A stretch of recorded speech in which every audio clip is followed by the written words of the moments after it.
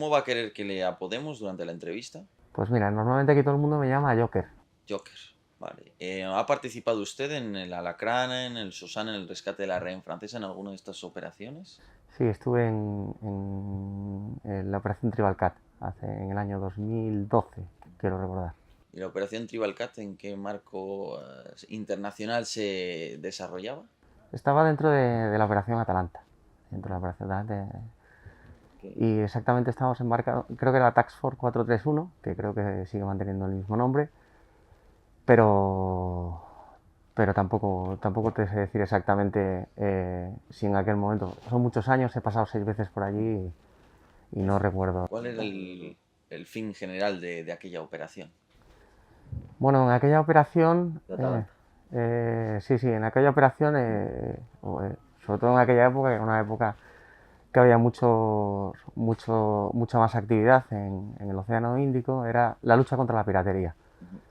Eh, Evidentemente España tiene muchos intereses nacionales y la Unión Europea, al final es una misión de la Unión Europea, bueno, y todos los problemas que hubo de asalto a buques mercantes, pesqueros y demás durante esa zona, pues a partir del año 2008 o 2009, también me bailan un poco los números, ya han pasado años, pues se creó la Operación Atalanta de la Unión Europea y a partir de ahí, en los periodos intermonzónicos, España siempre ha desplegado unidades de operaciones especiales embarcadas en algunos de los buques que están en zona. Ujú. Y bueno, ¿qué sucedió, por lo menos lo que se ha contado en prensa generalmente con respecto a aquella red? ¿En qué situación tenía aquella persona?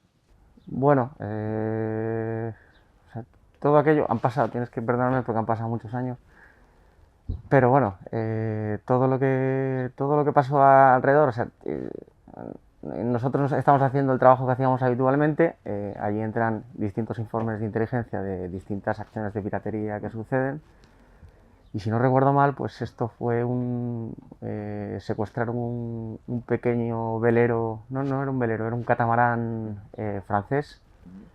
asesinando al que era el patrón, que era de nacionalidad francesa, y secuestrando a su mujer.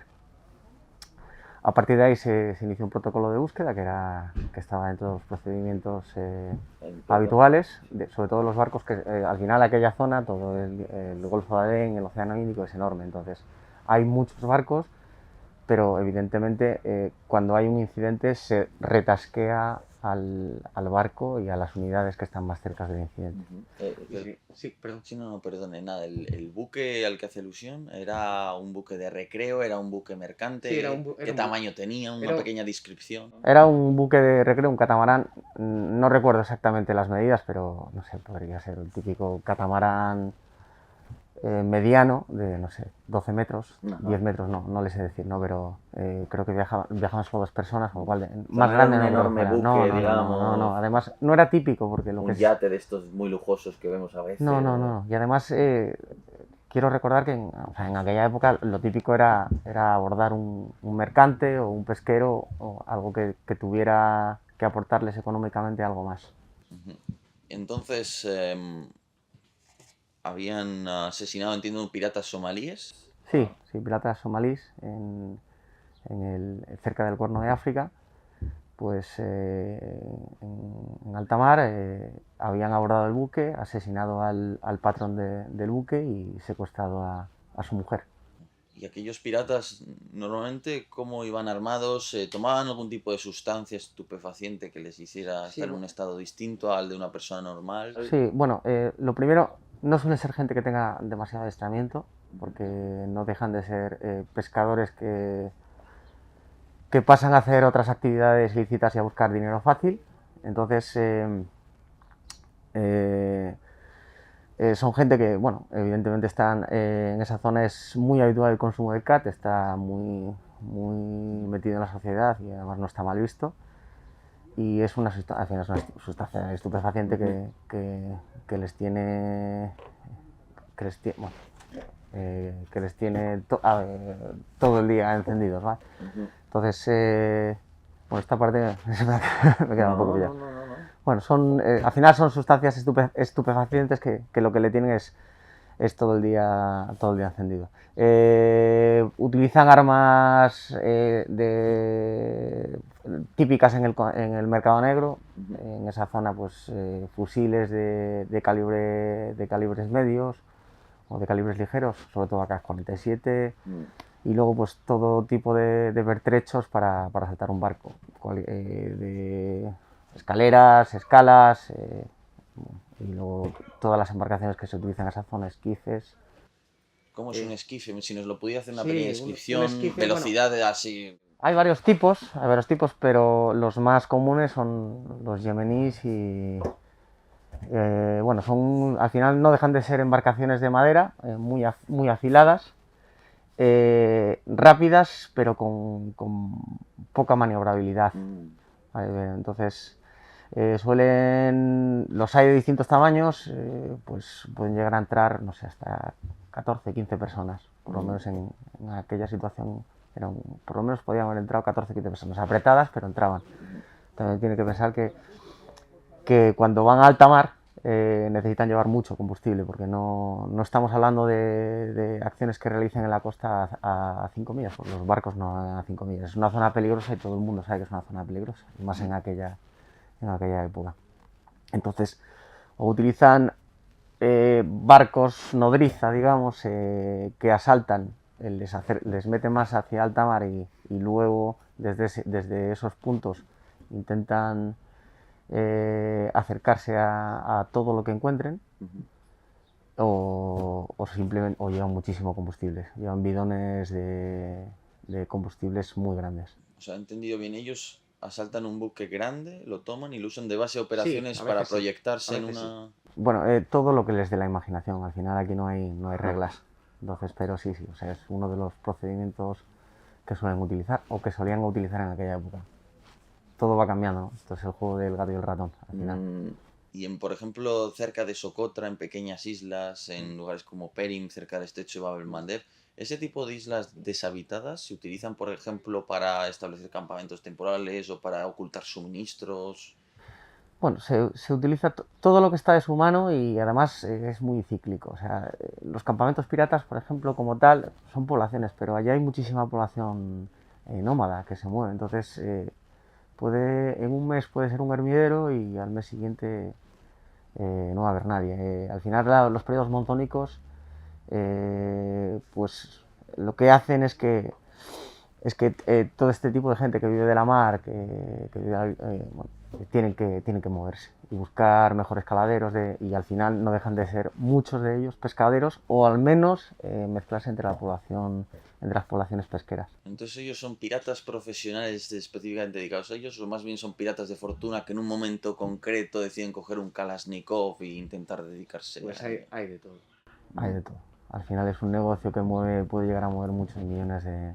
Pero bueno, probablemente no sea la persona más indicada para hablar de esto, porque al final, y sobre todo en ese periodo, nuestro trabajo era más que nada táctico. Claro. O sea, al final somos una herramienta más del Estado que vamos donde se nos dice, pero sí estamos actualizados en los procedimientos, etc., pero no exactamente todo el trasfondo no lo desconocemos. Pero bueno, entonces tácticamente, por ejemplo, a la hora de enfrentarse a ellos, entiendo que, o me pregunto, si ellos operan, por ejemplo, con varias embarcaciones, porque entiendo que será lo habitual, o no llega solo una y se concentran como, no sé si decir, manadas de lobos sobre una presa. Sí, puede haber de todo. Esa zona, sobre todo en aquella época... O sea, o llega un señor con una barca, espera a ver si ve algo y ataca. Ha habido épocas que ha habido decenas de barcos secuestrados. O sea, yo creo que hay desconocimiento de todo esto, pero ¿por qué? Porque ha sido un negocio muy rentable.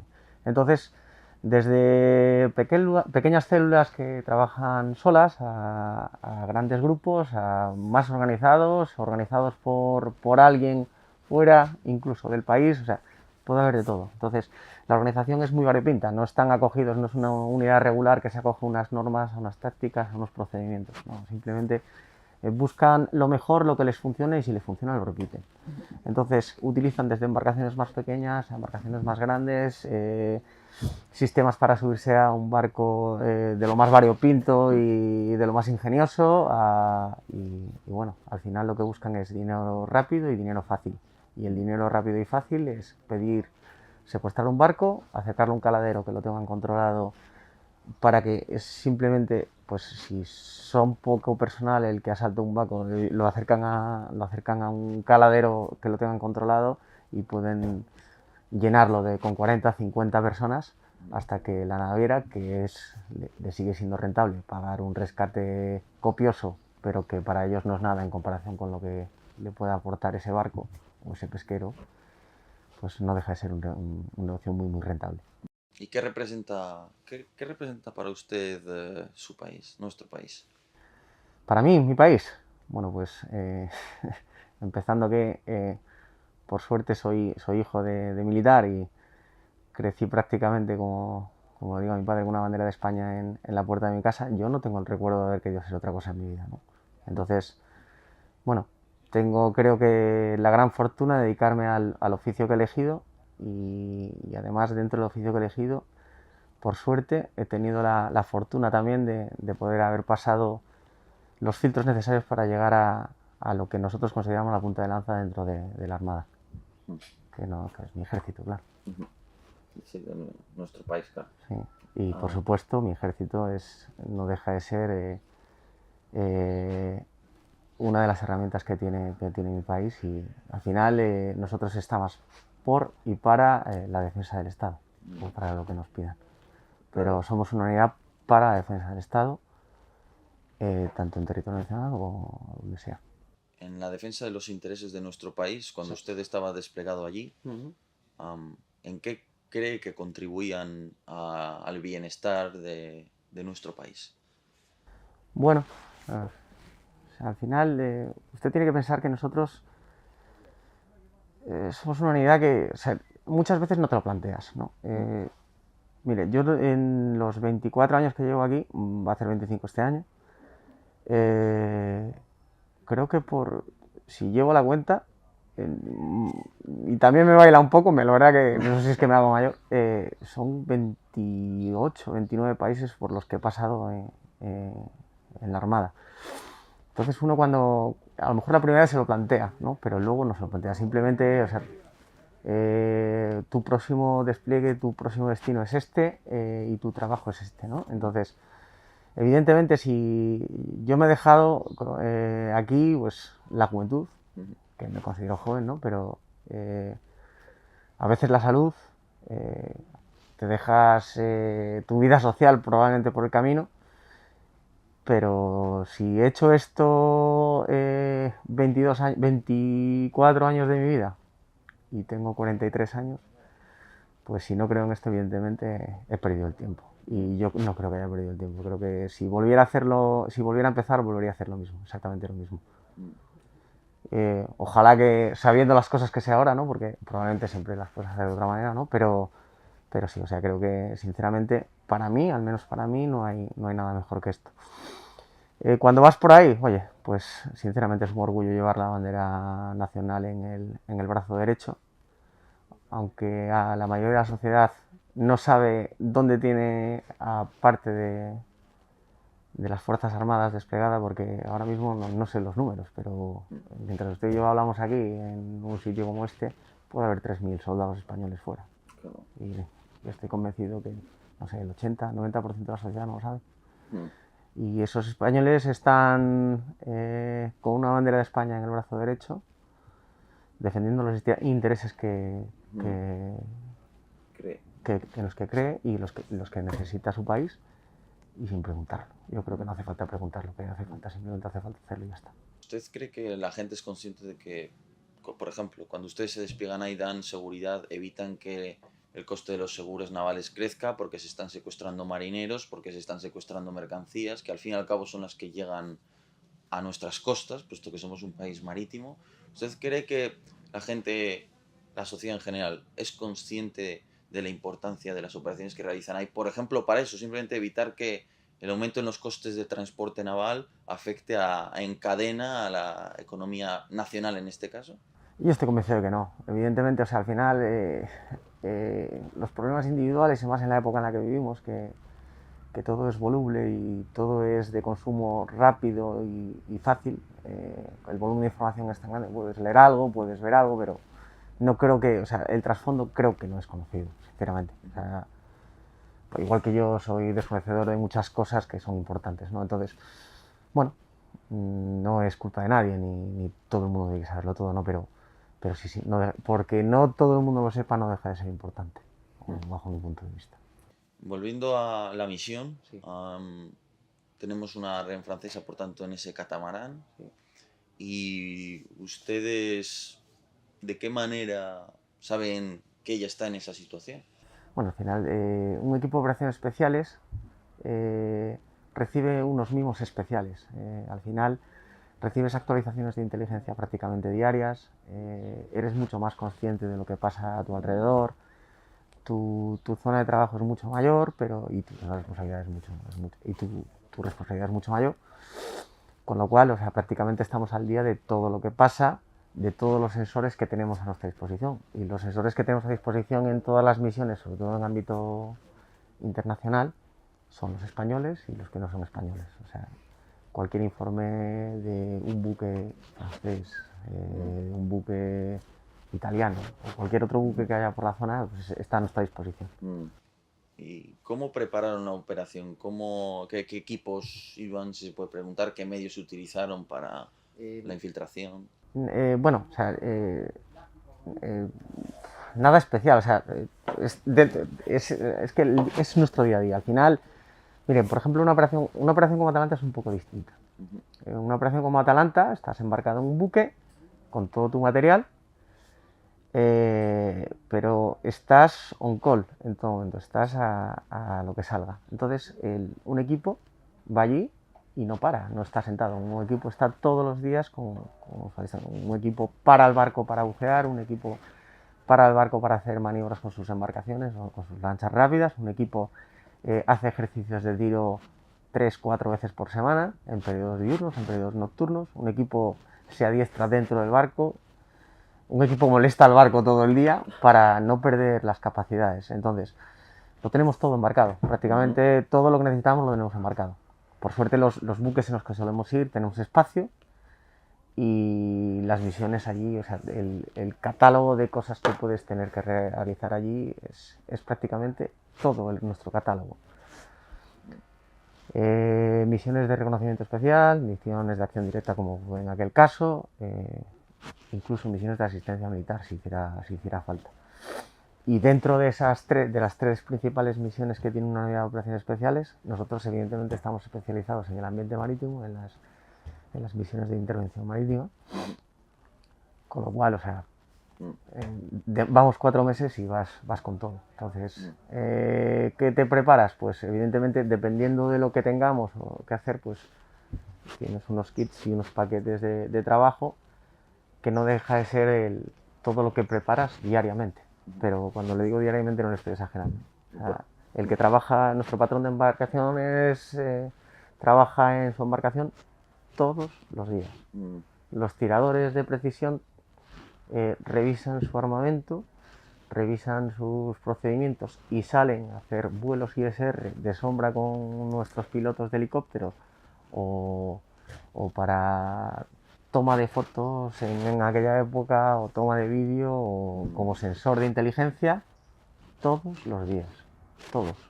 O sea, no hay día que no se vuele, a no ser que el helicóptero esté en fase y tenga que hacer un mantenimiento puntual, pero normalmente van dos helicópteros, si no vuela uno, vuela el otro. Entonces, lo que le digo, no se hizo nada especial para aquel día, simplemente se siguió la línea en que vienes trabajando desde el primer día que embarcas hasta el último día en que te vas. ¿Y con cuánto tiempo de antelación supieron que tenían que realizar la intervención? Muy poco, porque estuvimos 2-3 días haciendo la búsqueda, además lo encontró una dotación de nuestros helicópteros de la quinta escuadrilla, lo localizaron, lo tasquearon, que iba un tirador con ellos. Se volvió, se supo que iba adentro esta mujer, se la localizó y a partir de ahí pues todo el engranaje a nivel nacional, como usted comprenderá, no es, las autorizaciones no vienen de... Hay una serie de reglas de enfrentamiento, de ROEs, que dependiendo de lo que vayas a hacer están a distintos niveles. Entonces, pues el nivel pertinente que tenía que hacerlo en aquel momento autorizó la operación, pero no pasó mucho tiempo. ¿Qué se sentía cuando ya estaban en camino hacia el objetivo? Nada especial. ¿No? No, porque ¿Como un adiestramiento? es curioso. Es una cosa curiosa que yo creo que además le llama a mucha gente la atención. Cuando tienes una memoria muscular subiendo de una embarcación, montando un arma, es curioso y parece, a lo mejor no parece muy lógico, pero no sientes nada especial. Hay algo evidentemente hay algo de peso de responsabilidad, algo de tal, pero la primera sensación, que sobre todo cuando tienes esa sensación por primera vez, piensas que la adrenalina se va a subir hasta las cejas. Bueno, al final usted piense que aquí hay, bueno, aquí en todas las unidades de operaciones especiales nacionales, o sea, aquí hay gente que en su trabajo diario trabaja saltando en paracaídas, o sea, trabaja en actividades que solo por estar disparando a 30 centímetros del que tiene al lado, o sea, está acostumbrado a trabajar al menos apretado, vamos a decirlo así. Sí. Y la sensación no era distinta, ni en esa ni en otras, no era distinta. O por lo menos la mía, ¿no? Y luego le digo, y además hay muchísima confianza en el hombre que tienes al lado. Los equipos el nivel por lo menos de los compañeros que yo he tenido la oportunidad y el privilegio de trabajar, el nivel es brutal, sobre todo el nivel de compromiso. Aquí, si hay algo que destaca en comparación con otras unidades, es el nivel de compromiso de la gente. Quizás es lo único que destaca, pero yo creo que es la gran diferencia. Y ustedes ya se habían adiestrado previamente, estaban preparados para el tipo de buque tan pequeñito que se encontraron. Sí, lo trabajas todo. Y además, incluso en zona lo trabajas diariamente. Allí, no exagero, pero o sea, es que los equipos, sobre todo cuando bajas a costa y demás, es de friendly approach bueno, o sea, haces cualquier tipo asaltas distintas embarcaciones, te subes a distintos tipos de embarcaciones y cuando te subes amigablemente a una embarcación, no solo te subes a ver cómo están, te subes a analizar qué tipo de embarcación te estás subiendo, ¿no? Entonces, desde los puntos de abordaje, el ancho de una tapa de regala, la hora viva del barco, la hora muerta del barco, o sea, qué tipo de arbotante lleva, de hélice, lo que sea, para si hay que bloquearla, si no hay que bloquearla. Piense usted que actualmente seguimos con equipos allí y llevamos desde el año 2009, o sea que el trabajo está hecho y en los equipos, por suerte, la continuidad es muy grande. Entonces, hay gente yo ya no estoy en un equipo, pero hay gente, o sea, yo he ido 6 veces, aquí hay gente que probablemente, no digo que me doble, pero casi. Entonces, pues, tienes mucha experiencia, o parte del equipo tiene mucha experiencia en todo tipo de embarcaciones, pequeñas, grandes, medianas, grandes embarcaciones. Y aparte en territorio nacional, por ejemplo, en lo que se trata, parte de nuestro adiestramiento es variedad en buques a la hora de realizar ejercicios y tocar todos los tipos de buques que podamos llegar a tener en zona. ¿Y cómo fue el momento ya de entrar en el buque? ¿Cuántos efectivos enemigos esperabais encontrar? ¿Cuántos encontrasteis? ¿Y cómo fue ya el entrar? No te puedo decir. Bueno, vamos a ver. Si no recuerdo mal, vamos a ver, han pasado años, ¿eh? Si no recuerdo mal, creo que eran 10. ¿Vale? Entonces, en aquel eran 10 y la rehén. Eso fue lo que nos encontramos. Y lo que nos encontramos fue un esquife de tamaño pequeño / mediano y con un solo motor. No, con dos motores. Tenía ¿Vosotros 2 motores. cuántos erais en total? Bueno, un equipo de operaciones especiales es entre 12 y 16. En aquel caso éramos 16. 16 ante 10 en este caso. Sí. Lo que pasa es que nosotros estamos divididos. O sea, no todos van en las embarcaciones. Nosotros tenemos 2 embarcaciones. Bueno, es parte de la táctica y del procedimiento, pero bueno, los equipos van divididos. Nosotros van evidentemente en una sola embarcación, tenemos personal subido en el helicóptero, nuestros tiradores, bueno, en fin. ¿Y ellos estaban en cubierta, digamos, vigilando? ¿O estaban distribuidos también por el buque? ¿O estaban sobre No, todo no, dentro? era un esquife pequeño. Ujú. O sea, estaban,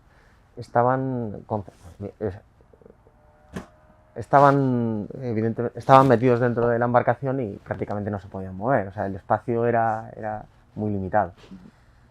Entonces, pues nada, o sea, para que se haga una idea, pues una embarcación de recreo tipo un poco mayorada, pero tipo como las que pueda tener, no sé, la Cruz Roja. Entonces, no tienes mucho movimiento. Son embarcaciones bajas y que están muy expuestas, con poca maniobrabilidad, pero son rápidas, sobre todo si hay buena mar. ¿Y ellos qué esperaban? ¿Por qué no habían huido ya a la costa? ¿No pudieron? Estaban huyendo a la costa, lo que estaban era buscando un punto de volver a costa. Llevaban 24 horas con una demora clara hacia la costa, además al punto más cercano, y por eso se encontró, o sea, lo que se empezó a hacer batidas y pues, hay procedimientos para búsquedas y ¿Iban rápido ellos? sí, bueno, sí, No. lo que el mar les dejaba, porque recuerdo que al principio no, pero aquel día fue un día de bastante mala mar. Ah, tío. Sí, pero bueno, o sea, claro, evidentemente están muy expuestos a las condiciones meteorológicas, ¿no? Pero sí, o sea, pueden llegar a ser muy rápidos, porque son embarcaciones muy ligeras, con poca resistencia hidrodinámica. Bueno, no entiendo mucho de embarcaciones en ese sentido, pero sí, pueden llegar a ser muy rápidas. Dependen también mucho de los motores que lleven puestos y sí, que tienen más caballo. Pero bueno, siempre hay un límite y depende mucho de la mar. ¿Y cómo fue ya el momento del entrar en el buque? ¿Fue un tirote intenso? ¿Cómo lo sintió sobre todo usted? Bueno, o sea, al principio hubo dos fases, ¿no? Una primera fase que es un acercamiento y cuando destaparon a la rehén, la operación dejó de ser una operación de postboarding, digamos, una operación de oposición de un barco que no quiere pararse a pasar a una operación con una rehén dentro. Entonces, en un primer momento hubo que romper, y tuvimos que regresar a nuestro buque madre, que en aquel caso era el buque Galicia. Pero bueno, o sea, al final pues las decisiones son a otros niveles y nosotros estábamos para que nos dijeron y se nos autorizó a realizar la acción sobre el objetivo y se realizó la acción sobre el objetivo. La sensación ya no de usted, digamos, sino del conjunto del equipo al concluir, al hablar con los compañeros, ¿cuál fue? ¿Estupefacción, sorpresa, reflexión, alegría por el éxito? ¿Qué se le pasa a uno por la cabeza, ¿no? O al grupo en general. Bueno, hombre, le digo que da mucho que pensar, ¿no? Pero ¿sabes? La satisfacción es muy grande, evidentemente, muy grande, no le voy a mentir. Sobre todo porque está viendo una persona que lo tenía bastante crudo, que a lo mejor ha vuelto a tener otra oportunidad en la vida, ¿no? O nosotros queremos verlo así, ¿no? Entonces, como le decía antes, creo que cada gota de sudor en todos los años de adiestramiento, en todos los ejercicios que hemos realizado, merece la pena solo por poder ayudar a alguien, ¿no? Al final, ¿quién no se siente realizado ayudando a alguien? Y sí, o sea, claramente sí. Entonces, es lo mejor, evidentemente, que te puede llegar a pasar como soldado profesional, es una acción de este tipo, porque, bueno, al final, no sé, se justifica todo, ¿no? Así, pero bueno, sí, fue motivador. ¿Y usted, Joker, dentro de las Fuerzas Armadas, dentro de toda la dilatada experiencia que tiene, ha habido algo que le haya impresionado más que aquella operación? Profesionalmente. No sé. Sí, hombre, yo creo que eso es lo que le digo, es especial, ¿no? Es tan especial porque le pones la cara a alguien de la que has leído informes o de la que te han puesto una foto delante, ¿no? Y sobre todo, o sea, no la acción en sí, ¿no? Pero sobre todo lo que recuerdo, y recuerdo a todo el equipo, ¿no? El agradecimiento, el día siguiente vino a vernos, pasó una noche horrible.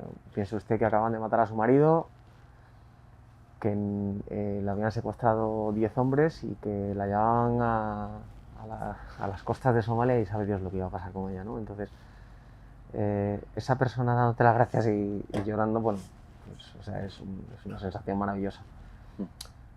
Pero, o sea, es que esto es, al final este tipo de vida es una vida de experiencias, no está pagada, es una vida que no está pagada, es como usted dijo, a lo mejor es un poco vocacional, ¿no? Pero aquí vives muchísimas experiencias, es lo mejor que tiene esto. Aquí no hay 2 días iguales, ¿eh? O sea, no hay 2 días iguales y es quizás lo que te mantiene enganchado a esto, ¿no?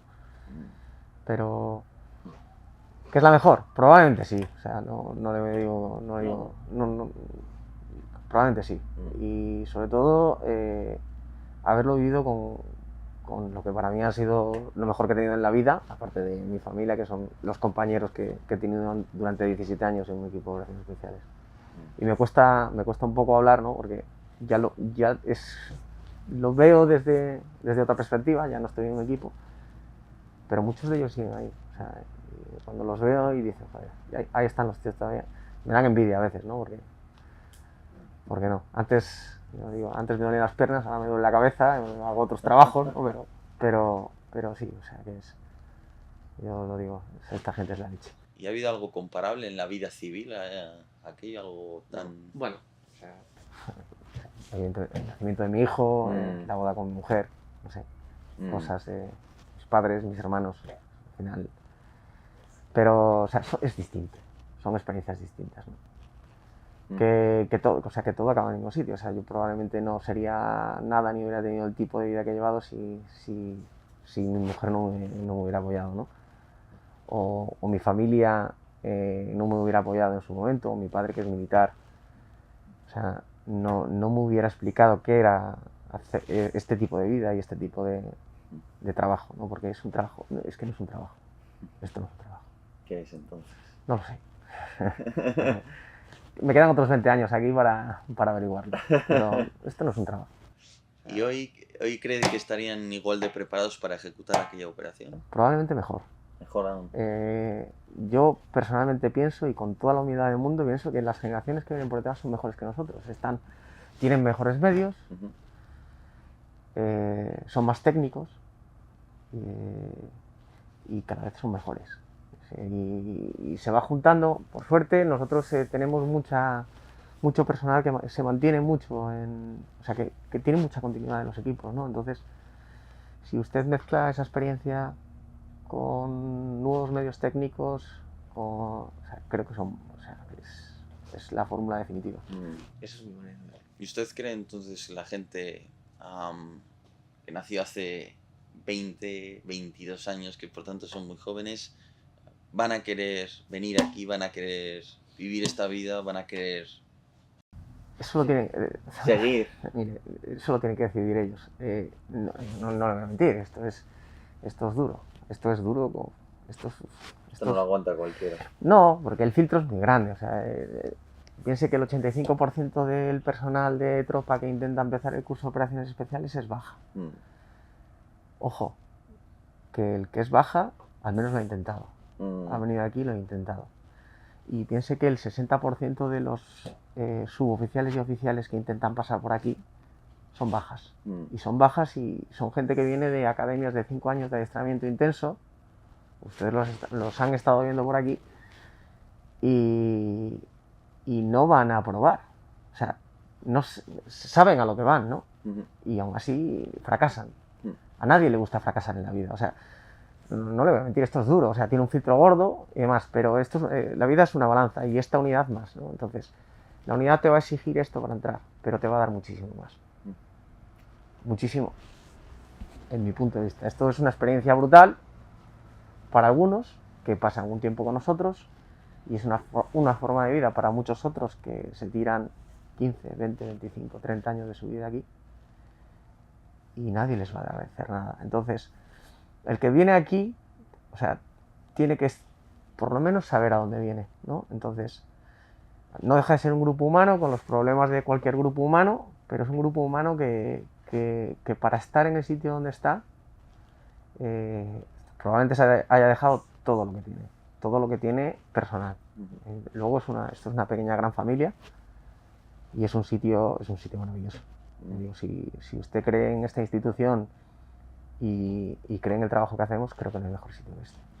Para alguien que venga, que esté, puede estar, pues no sé, en la infantería de marina o en una unidad de infantería regular del ejército de tierra, lo que fuere, o alguien que simplemente aún no haya accedido a las Fuerzas Armadas y tenga interés en ello, ¿qué le ofrece entrar en la Fuerza de Guerra Naval Especial que no le ofrezcan otras unidades? ¿Qué se hace aquí y por qué es, no sé si describirlo como una religión o, en fin?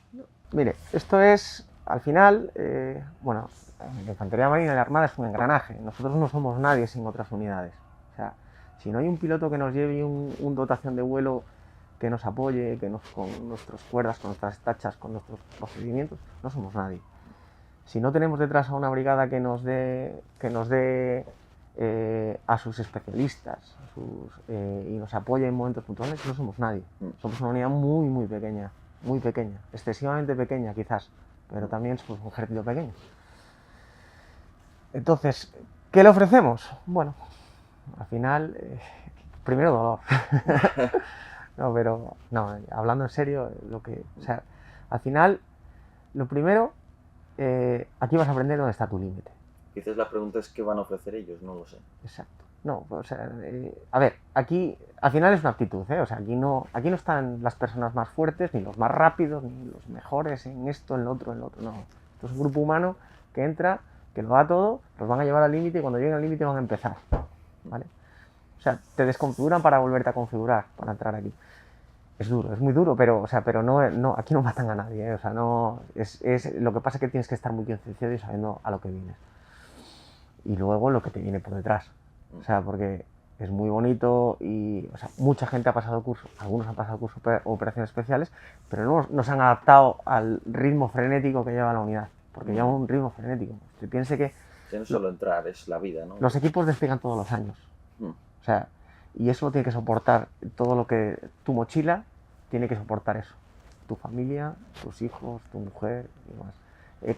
El factor económico no es definitivo aquí, porque aquí no cobras más dinero, prácticamente no cobras más dinero. O sea, tiene que ser la última de tus motivaciones. Puede parecer que una locura, y dices, entonces a qué vas allí, ¿no? No, pero o sea, al final vas a trabajar, bajo mi punto de vista, con lo mejor que tiene, en nuestro caso, la Armada. Vas a trabajar, por supuesto, creo que con el mejor material que hay aquí. Sea bueno o sea malo, pero con lo mejor que hay aquí. Y la proyección es brutal. O sea, al final, hoy en día, al menos en los últimos 15 años, las unidades de operaciones especiales salimos mucho, pero esta en especial sale más todavía. La media es de una salida a una misión de al menos de 4 meses al año, prácticamente. Tiene que andar por ahí. No sé los números, a lo mejor estoy diciendo una barbaridad, pero no está muy lejos de ahí. Entonces tienes que también ser capaz de asumir eso, ¿no? Que como soldado nosotros todo lo que han estado viendo ustedes estos días es un adiestramiento, no es para aquí, o sea, es para... ellos se preparan para hacer un trabajo fuera. Hoy en día las Fuerzas Armadas están diseñadas así. O sea, y nuestro trabajo no está aquí, aquí nos preparamos. Aquí en España nos preparamos, y cuando acabamos de prepararnos nos volvemos a preparar. Y es un ciclo. Pero nos preparamos para ir fuera. Con lo cual, o sea, esto no tiene sentido si no despliegas. Este nivel de pasar 150, 180, 200 días al año fuera de casa, pues y eso tienes que estar dispuesto a afrontarlo ya. Pero bueno, o sea, ¿qué te ofrece la unidad? Pues todo lo demás. El adiestramiento aquí es brutal. O sea, aquí tienes acceso a las mejores escuelas nacionales e internacionales. ¿Trabajar con los mejores de otros países, por ejemplo? También, o sea, sí. Sí, pero, o sea, la formación que tienes en casi todos en todos los ámbitos es infinita. O sea, es más de la que puedes asumir. Es más, en un equipo te tienes que especializar. Te van a especializar. Sí, porque no todo el mundo puede asumirlo todo. No, pero bueno, no sé si me he explicado bien. Perfectamente. Para concluir, Sí. Joker, 3 palabras para definir o intentar concentrar lo que es la vida de quien accede a esta unidad. Si nos puedes decir 3 conceptos, palabras. Pues la primera es compromiso.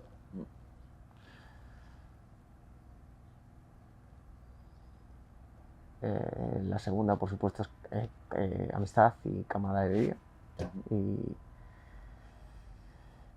la tercera tendría que pensarlo.